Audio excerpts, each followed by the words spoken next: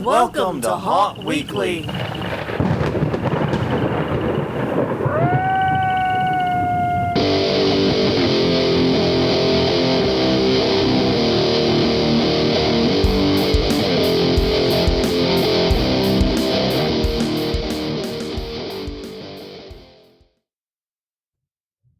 Hello, everyone. I'm Jonathan. I'm Crystal. And this is Haunt Weekly, a weekly podcast for the haunted attraction entertainment community. Whether you're an actor, owner, or just plain aficionado, we aim to be a podcast for you. And we turn to you this week to turn to the new year. Every year, sometime in January, it varies, admittedly. Yeah. We're not, this isn't rocket surgery or anything.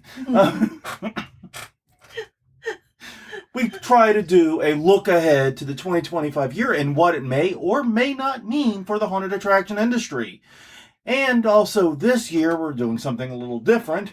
We're going to look back at our 2024 predictions and then talk about how we can't actually say if we were right or wrong about most of them because it's very difficult to tell. Yeah. But anyways, we are going to revisit our 24 descriptions at the very end of this. So please, on that note, do check us out at the places we exist. We are hauntweekly.com, Haunt Weekly on X/Twitter, Haunt Weekly on Facebook, YouTube.com/Haunt Weekly is the YouTube channel, a great place to get caught up on your past episodes. Every episode is there, and every episode is uploaded there. At the same time, it is on your other podcasting services. So feel free to check us out at all of those places. Don't have a housekeeping note this week. We're actually on time. Everything is hunky-dory as far as the podcast is going. We may still look at moving the date later. But yeah, trying to move it in the middle of the holidays was stupid. Yeah. In hindsight, that was dumb. So yes, indeed, we will have more on that on the various channels we just described if we decide to do that. Work we did for the haunt. Yeah, we actually did. At the top, we get to talk about work we did for the haunt, and it actually was fairly significant. Yeah. I'm actually proud of us. Yeah, we decided that we would get on our craft chat that we have weekly with Ellie and friends. And we tore down the falling wall that sort of worked, sort of didn't. Found out there was a lot more torque on that thing than we thought. Because our braces... let's just say I'm glad there was a table there just in case. Yeah, I'm glad we had a second and third layer of protection. Yeah. Because the stoppers we put in at the very top were twisted. One of them had managed to strip a screw completely in half. Yeah. And the other, it managed to torque the wood like an impressive degree. And the thing is, we didn't really think too hard about the rigidity of this because this is not a heavy wall. It's basically a 4x8, 2x4 frame. It's not very heavy. With fabric over it. Fabric, yeah. And only some very light decorations on it, like balsa wood gear, some super light, plastic chain. Yeah. So I think that what happened was the nights that we didn't have anybody in there, so 2 of the 3 nights, I think. Yeah. No, just one night. It was just the last night. Yeah, Halloween it was night. just Halloween night. That it was pushed really hard from the other side. I don't disagree, and I guess normally at the end of the last night we give the most destructive actor award, and this year it has to go to that actor. Yeah, so we did that one year, and then we realized that was stupid because then actors were going to compete to destroy our shit, and so we didn't do that anymore. Well, and the other thing was it was like build a better mousetrap, build a better mouse type thing. Yeah, we wanted them to feel like they could go hard.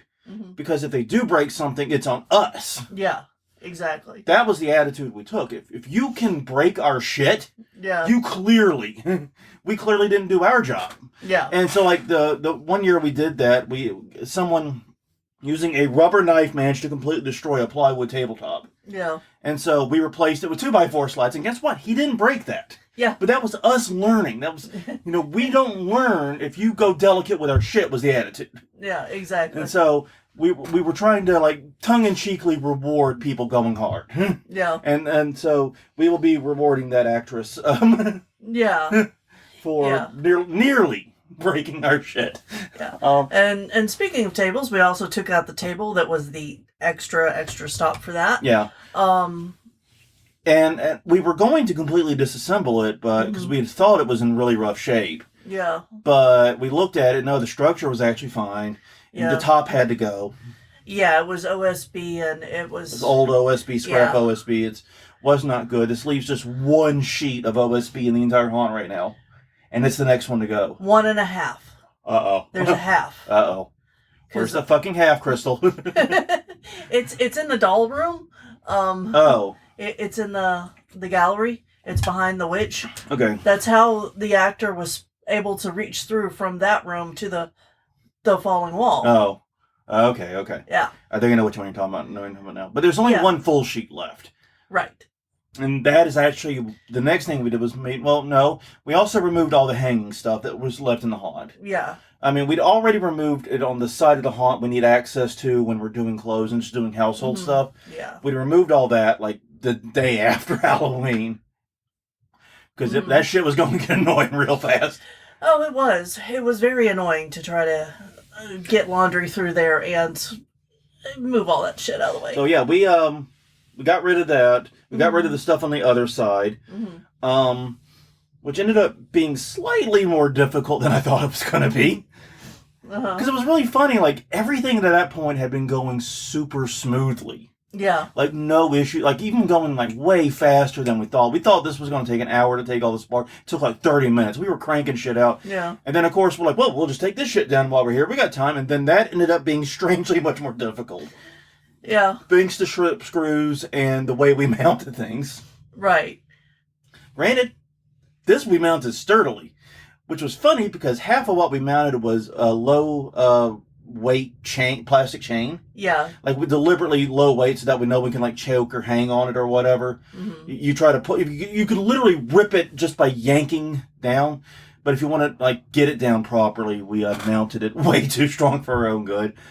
And we also we took down the falling grate scare that we'd had for a long time. Right. And that's because that's part of our next project is to take the wall off of that, which is the last full piece of OSB. Yeah. And that hasn't been opened in years. Probably close to 10. And there's a lot of stuff in storage back there, so we're going to pull it out and go through it and see if any of it's usable. Yeah, what we did eons ago was we built a ladder and a platform at the very back of the haunt with a scare right up against the rafters and the ceiling where they could pretend to throw down an iron grate onto people's heads. And of course, this stopper never fucking moved. No. This stopper held.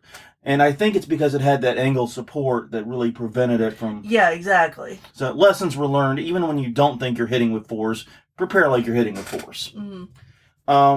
Prepare like you are, basically. Lesson learned. We will move on with that.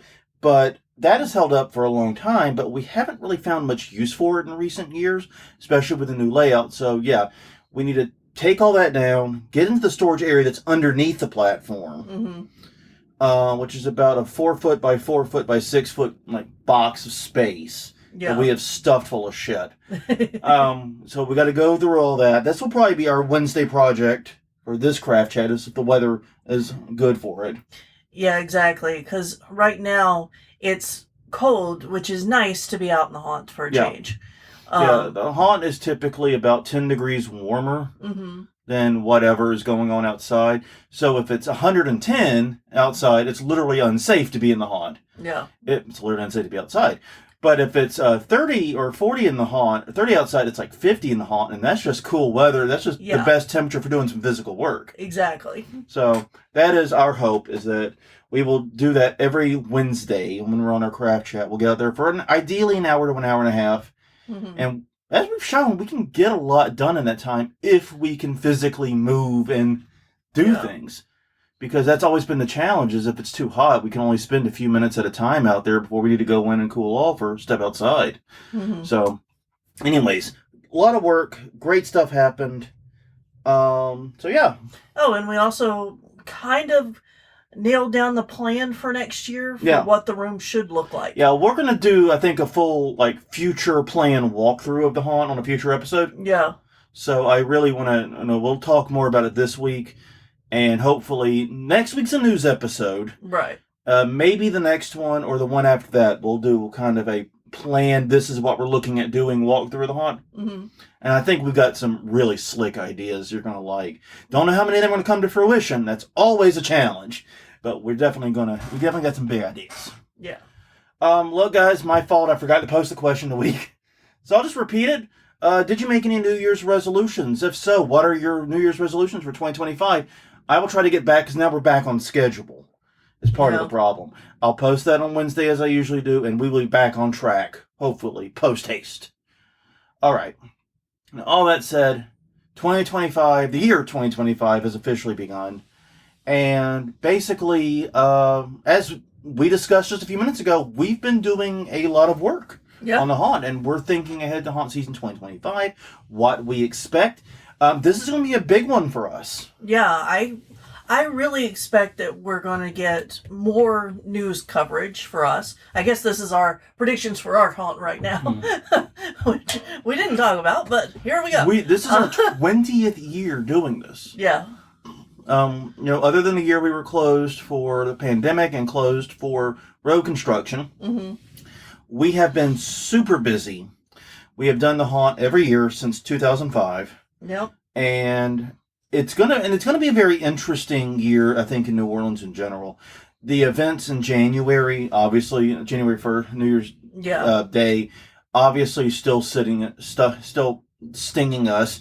But we're also heading into August. Will be the 20th anniversary of Hurricane Katrina. Right. And it will also be the 20th anniversary of my main website, Plagiarism Today. Yes. That will be coming up in, I think, June. Which is being put into the Library of Congress. Yes, I know, which is a wild thought. Whew, yeah. I don't know, man. This is some crazy shit going down. But yeah, 2025 is going to be a lot of 20th anniversaries in this city. Yeah. And it includes us. So, yeah, I'm like you. I'm expecting we're going to get some coverage. In the news media, I expect there's going to be a lot more interest, people. And I know what's going to happen. How come I never heard of y'all? You've been doing this 20 years? Oh, yeah. Not like we've been fucking hiding it. No. Jesus Christ, we put flyers out, we send press releases out, we run ads on Facebook, we do what the fuck we can. Yeah. Jesus Christ, guys. So yeah, that's our prediction for our haunt. We're going to get a lot of that shit going on. Yeah, I agree. And that's one of the reasons we're trying to be more diligent about getting out there and actually doing the work, is so that when the news media reaches out in, September, a month early, and says, hey, can we come out and do a film? Sure, you can come out. Yeah, we'll have at least a couple of rooms done by then, as the hope. Yeah. May still have some construction zones. Probably will still have some construction zones. Yeah. But hopefully we'll have something we can show them definitively. And I think that's not going to be a big problem, especially since, like I said, we've already got talked through some ideas. And it looks like we don't need to do any major construction. Yeah. The layout we have, the panel placement we have is really good. We need to reskin some walls. We need to do some things when you think about decoration. But as far as like getting out and building a shit ton of panels, not happening this year. That's good. Yeah, we won't be doing that. We may be adding on to the outside L or redoing it some. Hopefully, yeah. But that's not a. That's orders of magnitude easier. Yeah, it is. Than a major rebuild. That's orders of magnitude easier. So, yeah. So anyways, we've been thinking about the 2025 haunt season for us, and it's a big year for us, but also in general for the industry. We've got some thoughts, some predictions, and like I said at the top of the show, we're going to go through at the end and talk some about our 2024 predictions. By the way, the 2024 predictions, for those playing along at home, was episode 422. Coincidentally, about 50 episodes ago. Yeah. And I mean, oh no, wild, right? Yeah. All right. So on that note, let's kick things off. I'm going to start it with probably the least controversial and one that I can think of here. Haunting is going to get more expensive. I'm going to try not to make this political. I don't, I think most people who know us know how we feel about things. But basically, inflation is already high. Yes, the United States is doing better than a lot of other countries right now, but it's still higher than it has been in some time, and it could get much, much, much worse if the tariffs go into effect that were proposed by the incoming administration. And a lot, especially electronics and things like lighting and things like that are manufactured in China, are going to get significantly more expensive. And so, yeah, it's already not good, but it could get much worse. Yeah. And basically, as we have noted in our years gone by, haunts historically have raised prices significantly faster than inflation. Mm-hmm. And so, if that trend continues, it basically going to haunts is going to get a lot more expensive in 2025. Yeah, and even like I know some places who are already raising prices on things in anticipation of this happening. Yeah, there are some people trying to get ahead of it. Yeah. Which that's... I don't know if that's wise or not, but I can see it being used as a tool to raise prices whether or not it happens. Yeah, exactly. And that is one of the things about the talk about inflation in general is whether or not inflation actually happens, it will happen. Yeah. Because those who can seize upon the opportunity to go, oh, it's inflation, it's not me taking in more profit. Yeah, right. I mean, this is one of the reasons why fast food is expensive as it is. Mm-hmm. I mean, last time I ate at, Taco Bell or McDonald's, it was the same price as going to a full-service restaurant almost. Yeah. So it's got us rethinking fast food in general. Mm-hmm. I still love my Big Mac every once in a while, goddammit. Especially during working. I know, and that cantina chicken at Taco Bell, man, I can't quit you. Jesus Christ. But still, inflation is going to be a problem. We don't know how much.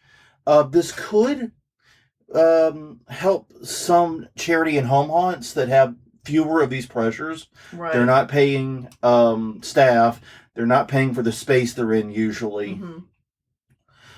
So basically, they can fight back against this a little bit more, but still, I think from the professional haunting side, tickets are going to go up fairly significantly, and I don't think pay rates are. Yeah, and this actually brings us into the next prediction. Yeah. Which is, we're not making an attendance prediction. I sat here when I did the first draft of these notes. You went through and added things and did the second draft. I put this one in, and I remember sitting there for 5 minutes going, okay, is haunt attendance going to be up or down? Up? The problem is I can see two equally plausible scenarios right now. Yeah. Well, and right now, I think it'll probably be up this year, but next year it'll be down. Yeah. But I'm not sure how fast things are going to be moving. But I do think that attendance to home haunts, mid-tier haunts, and charity haunts that we were just talking about will probably go up because they're less expensive to attend. Yeah. We're going to be seeing customers looking for value. Exactly. Now, the question is, are haunts of value come September, October, November? No idea. It could go one of two ways. If I see it like this, inflation stays relatively flat where it is, and there's not any more strain on the economy in the next 6 to 7 months or so, then attendance could be great. Because haunts do a great job of providing escapism. Right. And if people are looking for an escape and they have the money to spend, haunts are a destination, especially young people. Right. And so, yeah. However, if they don't have the money... If shit blows up... yeah. Haunts are a luxury item, and entertainment and luxury items are the first to go, usually, off of people's budgets. I'm going to put it like this. If people can't afford a Netflix subscription, they ain't paying for a haunt ticket. Exactly. If they can't afford a subscription that gives them a month of easy entertainment, unlimited entertainment over the course of that month, they can't afford that subscription. They're not going to pay double that for a 30-minute haunt. I mean, this is the same thing that hits the movie theater experience. People want escapism. People want to get out and do things, but haunts are, at the end of the day, a luxury entertainment option. Yeah. And that's going to be a significant problem. So we're not making a haunt attendance prediction this year. And as we'll discuss when we go revisit the 2024, it's kind of bullshit to do it anyway. Yeah, it is. But I see one of two paths here. All right, this is a fun one. I had to include a fun one after those. And that is the rise of smart props as well as lighting and sound. Basically, it is getting easier to build smart props that can more closely mimic human or animal movement and can respond to what your customers are doing or who they are. And the idea for this actually came from a video I saw on CES, the Consumer Electronics Show, that was held in Vegas just last week. And I'm glad we waited until after CES to do this episode because there was so much robotics technology in there. But the one that got me really thinking was it's a $70 little robot. I'm using the term robot loosely. You can't see the air quotes, but hopefully you can hear them. Yeah. But it clips onto your bag, and if you set your bag down, like beside your chair or something, it will follow and track the people moving by. And engage with them a little bit, like look up and chirp at them. It's like a little pet. Now, why you would want this clipped to your fucking bag, I don't fucking know. I don't get it. But it got me thinking about, wouldn't it be cool if props, instead of just, activating when you do a laser tripwire or pressure pad or whatnot, could actually fucking follow you and move with you. Yeah. And interact with you. So that is where we're headed. I don't know if we're going to see many this year, but this community, I know how much you love your Raspberry Pis. Yeah. I think we could be seeing this. Yeah, well, and so I think it's a really cool idea. I do see a lot of use for it in haunts like you, and I'm just not sure how quickly it'll be adopted. Yeah, I don't know either. Yeah. Exactly. I think we're going to see some of it this year, but and like I said, I don't know why anybody would want the $70 Furby that clips to your bag and follows people around. That's just fucking weird. I don't know. They're kind of scary. Furbies are. Yeah, but yeah. I mean, it's an interesting thing, and I do think we're going to see, because the smart investment in quote unquote smart technology so far has all been about activation and shutting down props and like I said, lighting too. Yeah. You could have lights that follow people. You could have sounds that follow people. You can do so much more with this. And I think it would be interesting. An interesting use of an AI chatbot would be if someone enters a room, you could have a GLaDOS type bot talking to people and responding to the customers as they go through. That would be a hell of a distract. Well, not only that, but even if it's, I don't know if you'd even have to respond to it. Okay, I don't know a lot about this technology. I did not see the video you saw. Okay, it's all right. So I don't know if it can do what I'm thinking of, but even if it could just look at the crowd as they're walking in and point out, red shirt, target that guy, green shirt, or I don't know if it can do that. Simple. I don't know if it can do that, but I know that a lot of haunts on flashlight nights and so forth give out different color flashlights. Yeah. What if we could train props to go harder or more aggressive to people with certain colored lights? Yeah. Yeah. But I was just thinking about how whenever we had the alphabet color and the how that messed with people having their initial move. Oh yeah, removed. totally something like this. Yeah. Yeah. So just having something announce that someone is coming in. Brittany is coming through. Yeah, it's always a Brittany. Don't ask me why. It's always a fucking Brittany. Yeah. But no, you could do a lot with that, and that's just it. Because here's the thing, I don't think generative AI and we're going to get down to it in a minute. We're coming back to this part of the conversation. Yeah, we both had that one on our list. We're coming back to that. But I don't think it should be used to generate your marketing materials. I don't think it should be doing the work of artists. But in making the things that humans create smarter and doing more engaging things, I think that could be really goddamn cool. And I think an AI distraction for a human startle is a kick-ass idea. Yeah. Because not every actor wants to get the scare, it seems like. Fine. If you don't have people that want to play the good distract, we might be able to fill that role in. All right. So next up, more VIP events and events targeted at more niche audiences. This goes back to the price issue and the fact that haunting is just going to get more expensive, almost certainly. One way to deal with that is to lean into it hard. Yeah, make it more expensive, but make it more unique. Yeah, and make it for a smaller audience instead Yeah. of trying to get 1,000 people to pay $20, or 1,000 people to get pay $25. You get a few hundred people to pay 250. Yeah. Focus on a much smaller audience. There are, simply put, customers that are not vulnerable to price fluctuations. Mm-hmm. They have enough money or enough passion about this that they just don't care about dollar amounts. Yeah. And you can definitely lean into that. And I'm thinking personally back to what Exiled did, because I think Exiled's price delineation was really cool.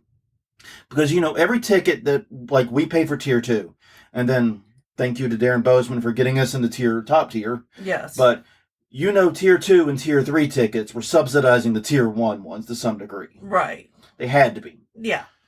I'm not saying they weren't making money off every ticket. They almost certainly were.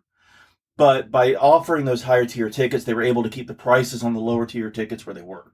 And it worked because we talked how they had sellouts later in the season. I'm glad we got there early. Yeah, me too. Because we could have been fucked. We could. Oh well, I guess we can't go because they sold out. We just came all the way over here for nothing. Came all the way to Kansas City for nothing. Fuck us. Yeah. Added like 8 hours to our trip.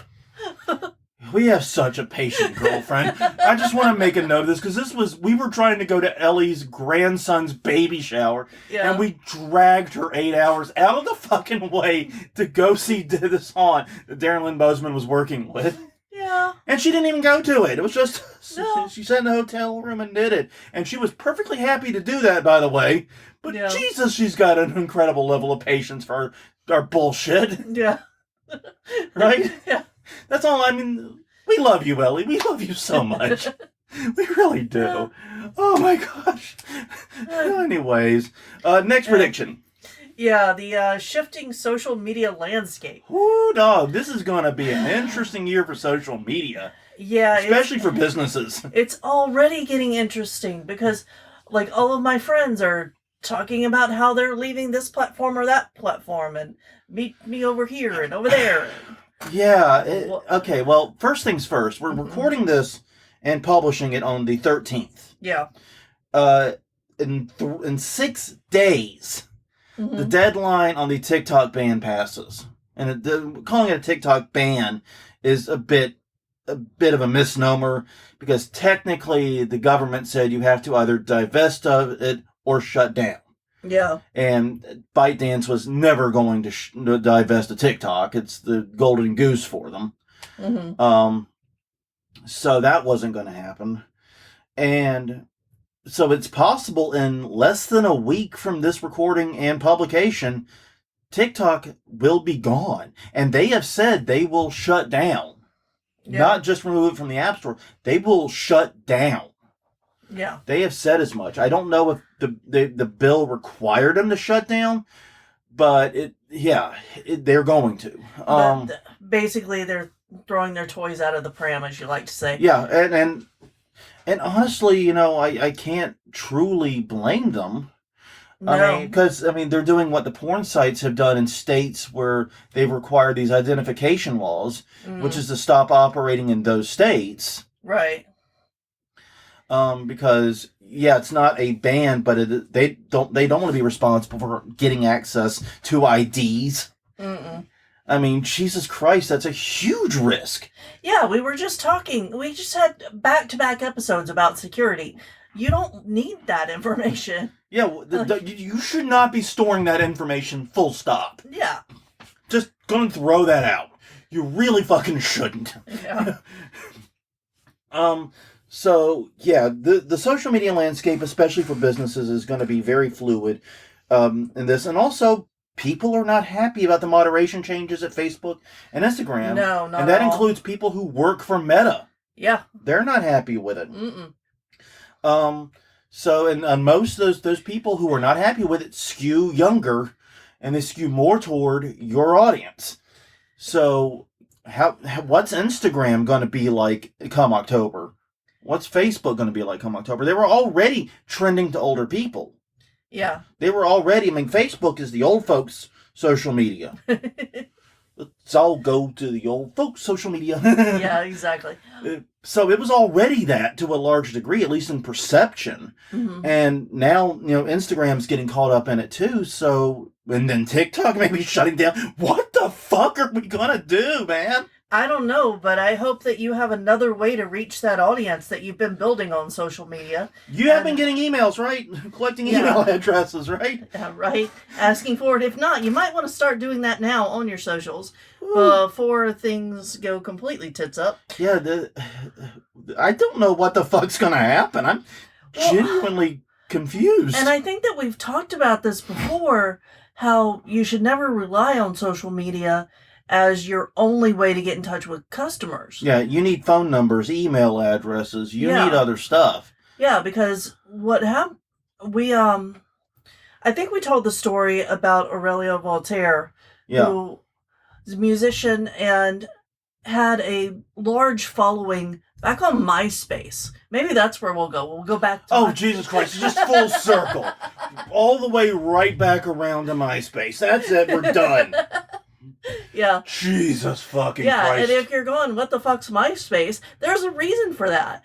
So he had built up his following on there. I should make the icon for this the picture of Tom from MySpace. I'm gonna fucking do it. I now know what I have to do. If you do not recognize this man, you are young. Yeah. Okay. I'm gonna fucking do it too. Check your MP3 player. Oh my god. Your Zune. Oh my god. Well, your podcast player is what I meant to say, not MP3 player. I meant to say podcast player, because those do still exist. It's just, do you use Spotify or whatever for it? Oh my gosh. I meant to say podcast. But no, you got me down on MySpace and you blew me right back into fucking MP3 land. I know. Oh my, moving on. Let's just get past that one. We could get well, we weren't done. Well, okay, fine. You just jumped in the middle. Sorry. It's fine. Yeah, but anyway, he was on MySpace. He'd gotten all of these followers on there. He did not have a way to get in touch with them. And then one week he signed in and noticed he wasn't getting any new followers and wasn't getting messages and wondered what the fuck. And it's because, well, Facebook had opened up. Yeah. And everybody was over there now. And the thing about it is, and I've said this before, I think on this podcast, and I know I've said it before in my day job, the arc of the internet has always bent toward the service or the platform that is easiest to engage with. Yeah. And that is how a lot of how Facebook beat MySpace is MySpace was very complicated. You had a learning curve with MySpace that you did not have with Facebook. And that's just kind of been the arc. And TikTok is just, you don't even have to have an account with TikTok. You just have to swipe. And whenever you like a video, you just hit a little heart. And I don't think you have to have a TikTok account. I think you can scroll through on public stuff. But yeah, but even if you do have to have an account, you don't have to do anything other than heart the videos you like. As a result of that, the whole thing is the algorithm. It's supposed to learn what you like and what you don't like, and eventually get smart enough to feed you stuff that you're going to gobble up. Yeah. But so that'll keep you in a bubble. Yeah, exactly. So this is going to be an interesting year for social media. Be ready. That's what I'm saying. Yeah, I think there'll be a new one come out called Burst. Well, honestly, that's a little bit of what Blue Sky is trying to do. I know. They're trying to set you up so you can build your own algorithm and not have a bubble, at least not a bubble that they put you in. You have to create your own bubble. Well, and that's what TikTok did too, right? Theoretically, at least. But, that's the problem with a centralized algorithm. Exactly. Is that it does inevitably do that to some degree. All right. Moving on. Now we're back to AI again. Yeah. More AI garbage. Yeah. So, I don't like the trend of AI. No, I do not either. I think we're a long way away from it being a useful tool. We should be clear, we do not like the trend of generative AI. Yeah. There's plenty of useful... Because what is not AI is now so fucking convoluted of a question. Yeah, because, I know in my job, we use AI for mapping purposes of large areas. Because it can actually, like, read satellite images better than a human eye. Imagine that. Yeah, but, that's not the AI we're talking about here. No, we're not. We're talking about the AI that produces content for you that doesn't actually exist in your haunt, which is something we've talked about before with other types of marketing that... Yeah. And basically, this year we definitely did see some AI content used to market haunts. Yeah. It did come up. Luckily, it wasn't that big yet. But I think it's going to start growing this year. Yeah. And one area I do see potential usefulness is AI chatbots, both digital and phone line. To answer basic questions so humans don't have to. Right. I mean, because I don't need to be answering my fucking phone and tell people how expensive my free haunt is. Yeah. Exactly. And you don't need to be answering calls during haunt open while people are trying to call you on the phone and you're trying to be burning. Yeah. Exactly. Like, that doesn't need to happen. Are you still open? Is it between the hours on the site? Yes, we're still open. Yeah. It's that simple. Yeah, it's gonna be, so, like, we went by Taco Bell recently, and normally, I hadn't been by the drive-thru in some time, and they had an AI voice take the drive-thru, and here's the thing, it actually worked. Granted, we had placed a mobile order online and we were just needed to give that code, so it wasn't like it was a great challenge of the powers of AI. No. But I actually didn't hate it as much as I feel like I should, because it freed up the person working the drive-thru to actually cobble together the order and hand it to me. Yeah, exactly. And the one time that we didn't do a mobile order and I used it... it was a little bit jarring to hear it the first time because I'm so used to hearing it's definitely a robotic voice. They are not making great efforts to hide. And that's not a bad thing, in my opinion. I would be more pissed off if they had. Yeah, exactly. Like, okay, I'm talking to a robot. I know I am. Yeah. I need to act accordingly. Yeah, but it worked really well without the order already in the system also. So, is what I'm saying. Yeah, so I think, like, uses like that can be positives. And this goes back to, that's not a generative AI. Right. That is just an AI, or quote unquote. I mean, that's just it. Shit like this was not called AI just 5 fucking years ago. Well, no, it wasn't. Some of this shit existed like 10 years ago. Yeah. No one called it AI, though. No. And that's the term AI has been stretched to breaking point. It's one of the problems. But my fear is we're going to have our Willy Wonka moment. Our industry will. Oh, yeah. I could see how several unscrupulous types people would say, we've got this haunt, and then they would show the pictures from it, and you show up and it's like a spooky tree. It's the Bulow Fun Park moment, the revelation, where it's like... Oh, revelation, yeah. Where it's like they didn't have the time to do it. There's a whole big story behind that one. Yeah, and I'm not blaming the people who run it either. I want to be clear, but yeah, I'm glad that only lasted one season and those people moved on to other things. Yeah, exactly. That was a good move. Yeah. But yeah. I think we could have our Willy Wonka moment this year. So be prepared for more AI garbage. Yeah, now I do see 1.5 potential uses for generative AI that could be good. Okay. One would be, they're kind of the same thing, but it's making a room of uncanny valley. Because when you look at an AI-generated human, you can tell there's something wrong, but you can't tell exactly what immediately. Yeah, okay. I could dig that. Yeah. So I could see that, and I could see using it as inspiration to bring things into the real world that it came up with.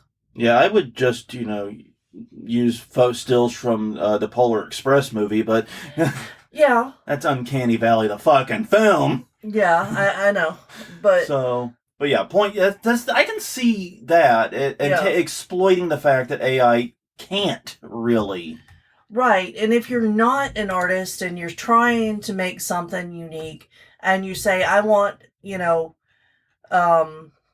a deer bird creature, I don't know, some that's scary, then it'll spit something out and you could try to make it exist in the world. Yeah, that reminds me of that Kids Make Stuff YouTube channel. I don't know if you're familiar with them. Yeah. Yeah, they do that, but with the drawings and inventions, quote unquote, the kids make. Mm-hmm. Yeah. So, it's a neat idea. Yeah.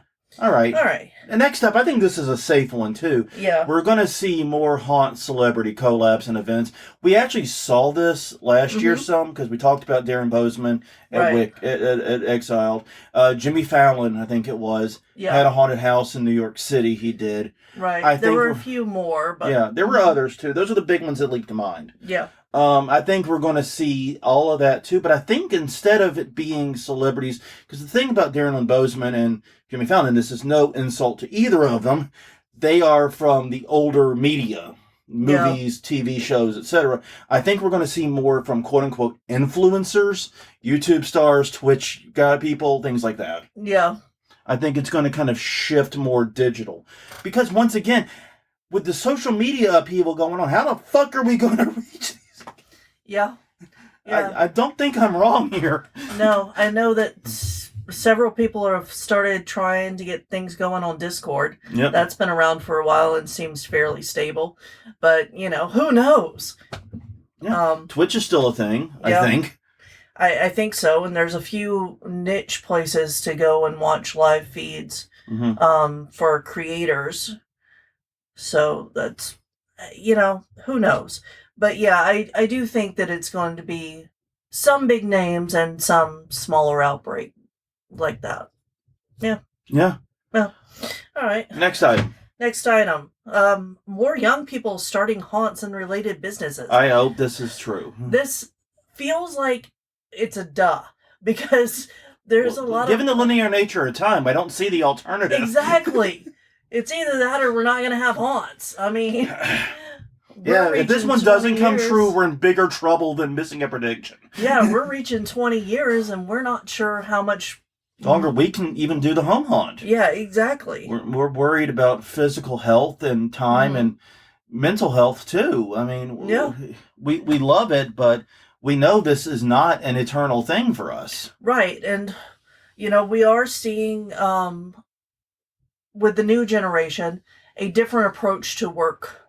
Than has been the traditional go to the office 9 to 5 and do that. You try to get your own things. And one of the breakout stars recently, Boston Petite, announced at the end of December, beginning of January, that they're going independent, basically. Yep. Available for hire. Yeah, put it that way. They are still available for hire if you need any work. Boston is great.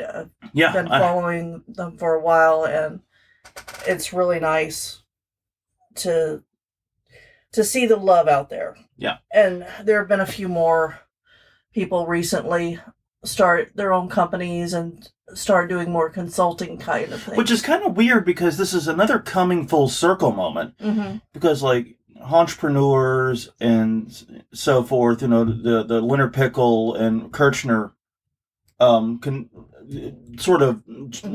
companies they launch for other haunts have been around forever, and now we're seeing the rise of new young people who have made names for themselves coming around and doing it. Yeah, exactly. So next time up for bid, I think this is an interesting one, is we're going to see more rogue meetups.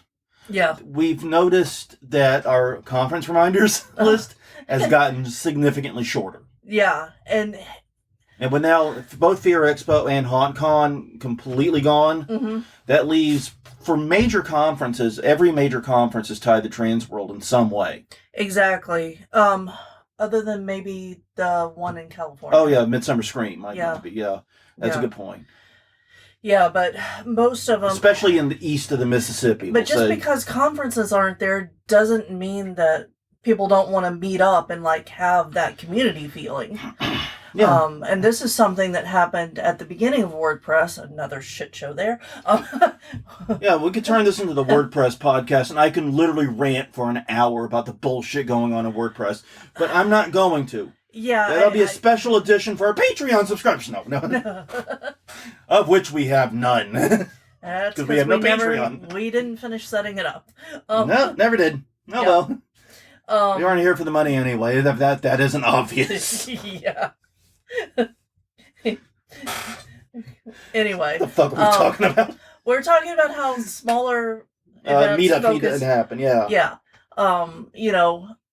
If you've got something in your town, if you've got a lot of haunts in your area, you can just put out there wherever people are now. Yeah, and one of the things we've been talking about, we talked about this a couple of times, is just like finding a bar or a location somewhere on the East Bank. Yeah. And say, hey, everybody in the local haunt community who wants to come hang out and shake hands, meet here Saturday at whatever time. Yeah.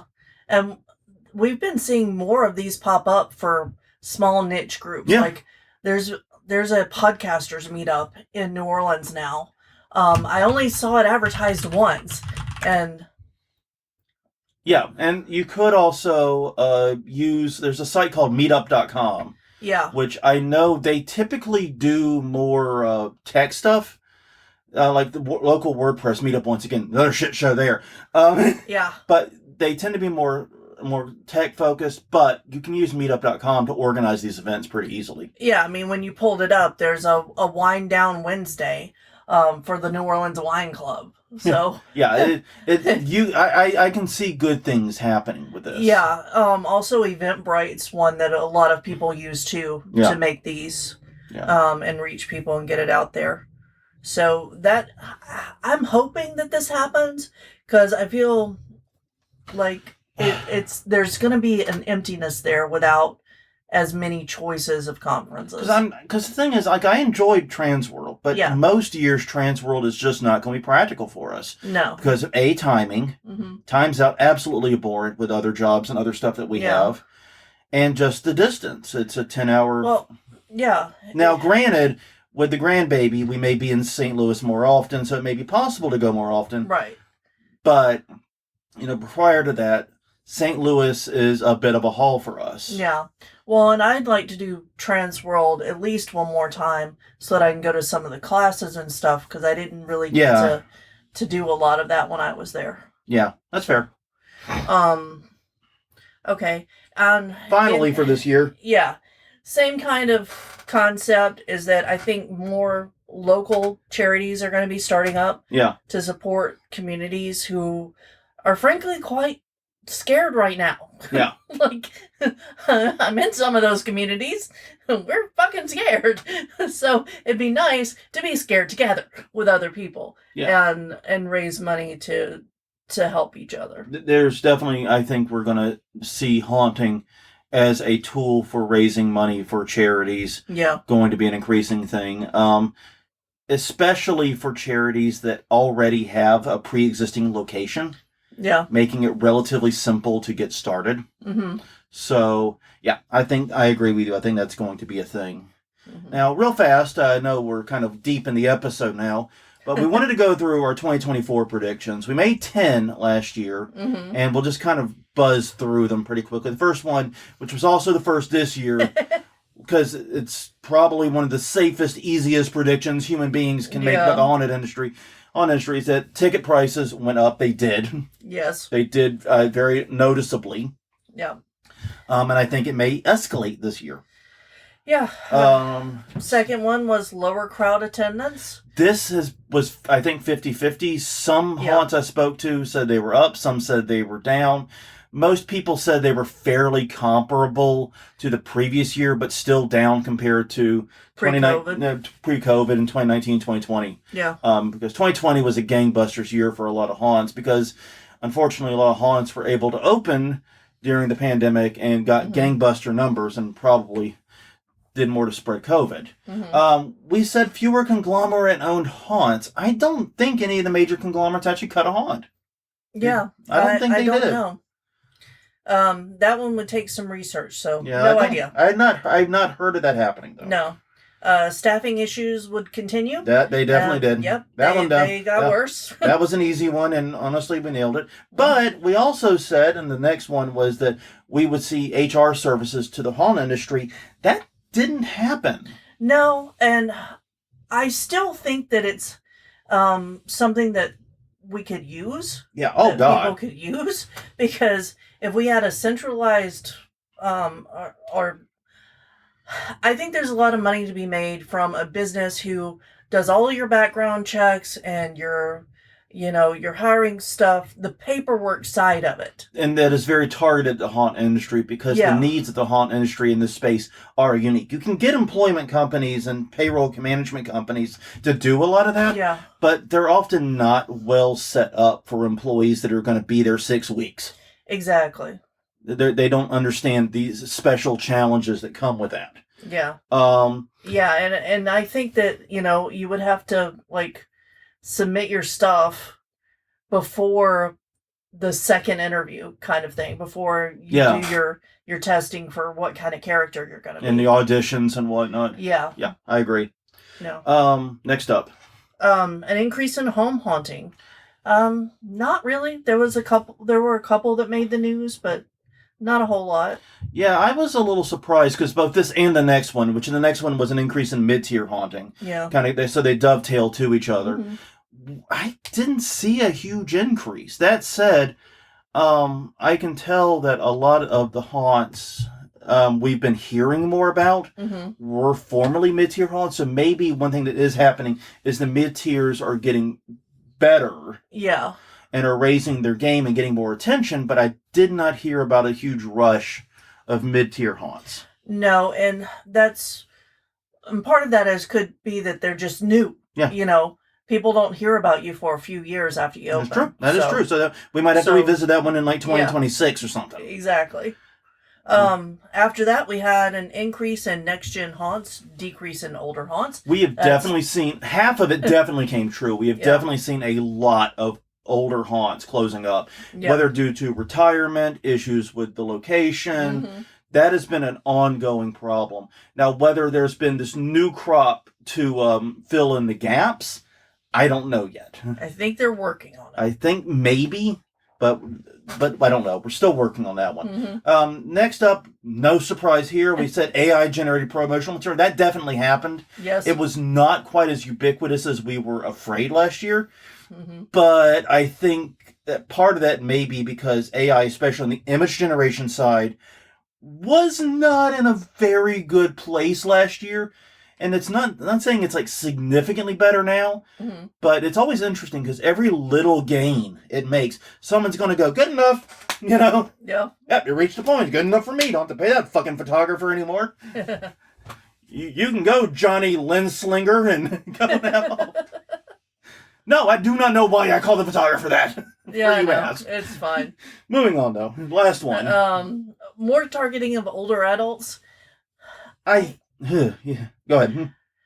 So I would argue that the Jimmy Fallon and Darren Bozeman and those kind of events were targeting older adults. And that's kind of what I think. I think we called that one, but I don't think it was intentional. Yeah, it's definitely not the way we saw it being done. Yeah. But it definitely was done. I think we got the letter, but not the spirit right on that one. Yeah. And you're right, because the big push for Jimmy Fallon and a lot of the push through more mainstream, quote unquote, mainstream media outlets, definitely reached out to older people, whether that was the intent or not. Right. So yeah, that is everything. I think it's going to be an interesting year. I think right now, if I were a pro haunter, I would be watching this social media turmoil very carefully. Yeah. In fact, we might need to do, an episode or maybe making an extended conversation point in the news episode. Because by then we'll know what happens with TikTok. We'll have the answer. Yeah. And so we can talk about what the fuck it is. Because that's going to be big, not just for the haunt industry, obviously, for almost every industry, every direct to every B2C business. It's going to be a big thing. The social media turmoil of 2025 is going to be crazy. I would be watching that and be watching also to see what happens with tariffs and inflation in January and February, because that's going to play a major role in what happens after. Yeah. Well, on that note, everyone, thank you very much for joining us for the past hour. Happy 2025. Hope your season is a great one. Please do check out more stuff from us. We're once again hauntweekly.com, hauntweekly on X/Twitter, hauntweekly on Facebook. Don't even know why I'm giving the socials, given what the fuck I just said. Yeah. That's just habit at this point. YouTube.com/hauntweekly is the YouTube channel. Do check that one out. There are all the episodes there. Until next time, I'm Jonathan. I'm Crystal. And we will see you all next week.